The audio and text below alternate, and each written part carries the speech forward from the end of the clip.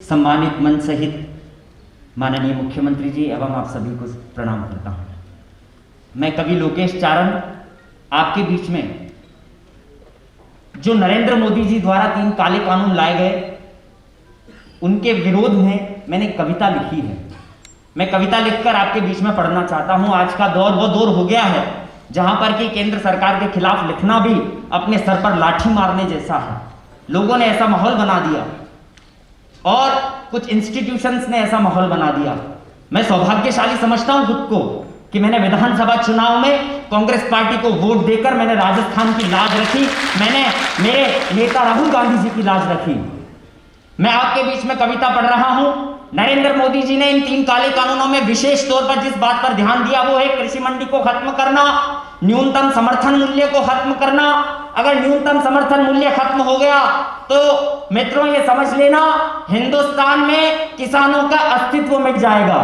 मैं आपके बीच में कविता के रूप में आपको समझाना चाहता हूं कि क्या है, और मैं माननीय मुख्यमंत्री जी का धन्यवाद देना चाहता हूं कि आपने 20.5 लाख किसानों का अल्पकालीन ऋण 7,692 करोड़ रुपया माफ किया और सरकार बनने के 10 दिन के अंदर में माफ किया, और 296 करोड़ का ऋण भी आपने किसानों का माफ किया। मैं आपको प्रणाम करता हूं और मेरी कविता आपके बीच में प्रस्तुत करता हूं। तालियां बजाकर मुझे हौसला दीजिएगा ताकि पूरे हिंदुस्तान में किसानों के साथ खड़ा होकर इस कविता को पढ़ सकूं और हिंदुस्तान में जागृति पैदा कर सकूं। मैं आपके बीच में कविता पढ़ता हूं। किसानों की बात पर जरा गौर कीजिए, किसानों की बात पर जरा गौर कीजिए, किसानों की बात पर जरा गौर कीजिए, अन्नदाता की व्यथा पे पूरा ध्यान दीजिए। कर्ज माफी का वादा था, कर्ज माफी कीजिए, कर्ज माफी का वादा था, कर्ज माफी कीजिए। काले कानूनों को मोदी वापस लीजिए, काले कानूनों को मोदी वापस लीजिए, काले कानूनों को मोदी वापस लीजिए। किसानों ने कर्ज माफी पे मोदी को वोट दिया, कर्ज माफ कर देगा मोदी, उसने सच ये मान लिया। अरे झांसे से सरकार बना अब लाठियां चलवाते हो, झांसे से सरकार बना अब लाठियां चलवाते हो। काले कानूनों पर मोदी बेशर्मी दिखाते हो, काले कानूनों पर मोदी बेशर्मी दिखाते हो, काले कानूनों पर मोदी बेशर्मी दिखाते हो। एमएसपी का सपना लाल बहादुर लाए थे, लाल बहादुर शास्त्री जी का सपना खत्म करना चाहते हो। आप इतने महान हो गए, कल को आप गांधी जी का विचार खत्म कर दोगे। मैं पढ़ना चाहता हूं आपके बीच में किसान साथियों कि क्या होता है एमएसपी का दर्द जब लाल बहादुर शास्त्री जी का सपना कुचला जाता है। कि एमएसपी का सपना लाल बहादुर लाए थे, अन्य फसलों और गेहूं के उचित दाम दिलवाए थे। एमएसपी से किसानों को सीधा हाथों में दाम मिला, किसानी से हरित क्रांति भारत को सम्मान मिला, किसानी से हरित क्रांति भारत को सम्मान मिला। किसानों के साथ हमेशा कांग्रेस ने न्याय किया, किसानों के साथ हमेशा कांग्रेस ने न्याय किया। 72,000 करोड़ का कर्जा सोनिया जी ने माफ किया, 72,000 करोड़ का कर्जा मनमोहन सिंह ने माफ किया।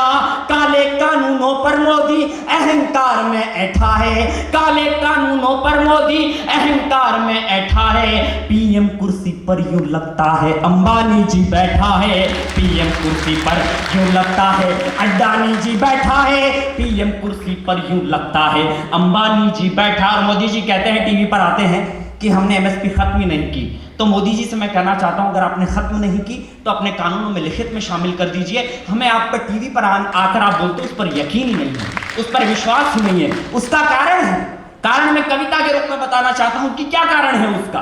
कि 50 दिन मांगे मोदी ने, हमने वो भी दे दिए। नोटबंदी और जीएसटी के बड़े घाव भी सह लिए, नोटबंदी और जीएसटी के बड़े घाव भी सह लिए। 2 करोड़ का वादा करके, 2 करोड़ का वादा करके रोजगार की ना सुधली। बची खुची जो नौकरियां थी वो भी तुमने छीन ली, बची खुची जो नौकरियां थी वो भी तुमने छीन ली। मानवता का कोरोना दुश्मन बनकर आया था, मानवता का कोरोना दुश्मन बनकर आया था। 21 दिनों का युद्ध बतलाकर बर्तन भी बजवाया था, 21 दिनों का युद्ध बतलाकर बर्तन भी बजवाया था। लॉकडाउन में निर्दयता की ऐसी फोटो आती थी, लॉकडाउन में मजदूरों की ऐसी फोटो आती थी। मजदूरों के पांव देखकर आंखें भर भर जाती थी, मजदूरों के पांव देखकर आंखें भर भर जाती थी। सैकड़ों मौतें सड़कों पर फिर तुमने ट्रेन चलाई थी, सैकड़ों मौतें सड़कों पर फिर तुमने ट्रेन चलाई थी।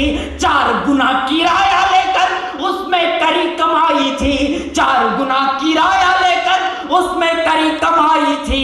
पीएम केयर फंड को भी ऑडिट से ही बाहर किया, उद्योगपतियों का कर्जा लॉकडाउन में माफ किया। रोजगार और जीडीपी अब किसानों को खाता है, रोजगार और जीडीपी अब किसानों को खाता है। अंबानी की कठपुतली बन मोदी देश चलाता है, अंबानी की कठपुतली बन मोदी देश चलाता है, अंबानी की कठपुतली बन मोदी देश चलाता है। किसानों को मोदी जी एमएसपी कौन दिलाएगा? क्या जितने करोड़ों किसानों को क्या घर घर जाकर एमएसपी दिलाओगे?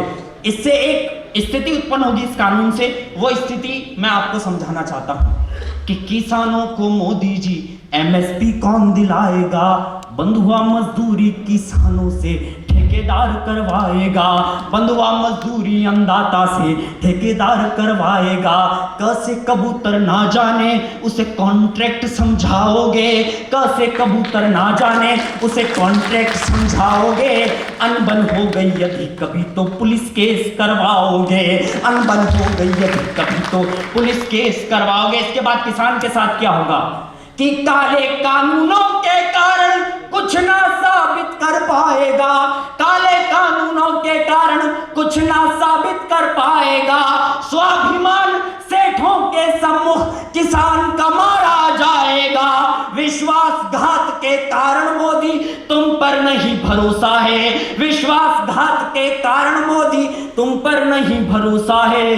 किसानों की थाली में तुमने सीधे जहर परोसा है, किसानों की थाली में तुमने जहर भरोसा है, किसानों की थाली में तुमने जहर परोसा है। अब भी समय है काले कानूनों को वापस लो, अब भी समय है काले कानूनों को वापस लो।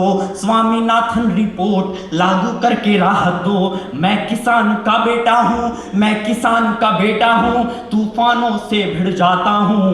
कर्ज माफी का वादा भी मैं तुमको याद दिलाता हूं, कर्ज माफी का वादा भी मैं तुमको याद दिलाता हूं। किसानों के परिवारों की हाय तुम्हें लग जाएगी, किसानों के परिवारों की हाय तुम्हें लग जाएगी। आम चुनावों में मोदी जी कुर्सी भी चली जाएगी। झूठ बोलते वेश बदलते लगते केवल जोकर हो टनल में हाथ हिलाते हैं। अरे झूठ बोलते वेश बदलते लगते केवल जोकर हो।